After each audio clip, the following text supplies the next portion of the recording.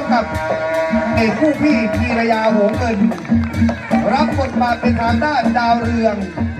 ปลอมตัวเป็นผู้ชายเอาลูกนางสวยๆมาแต่งแบบนี้นี่ตั้งใจฟ้องเลยนะว่าฉันดาวเรืองผู้เนี้ย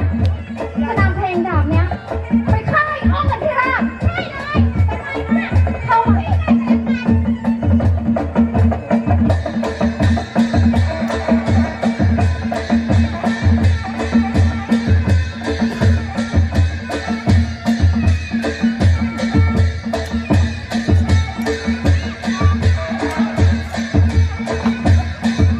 ด้วยความแค้นของดาวเรือง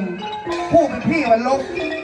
สั่งให้มาฝึกซ้อมฝีมือและปลอมแปลงตัวเองเป็นผู้ชายความสำคัญในท้องเรื่องเป็นเท่าไหร่ครับศึกรักดาวเรืองในค่ำนี้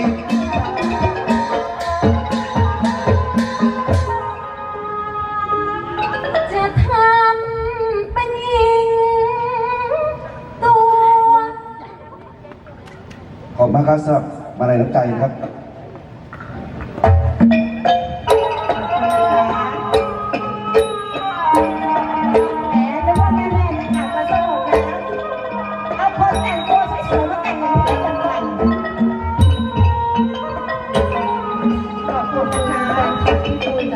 ให้ดู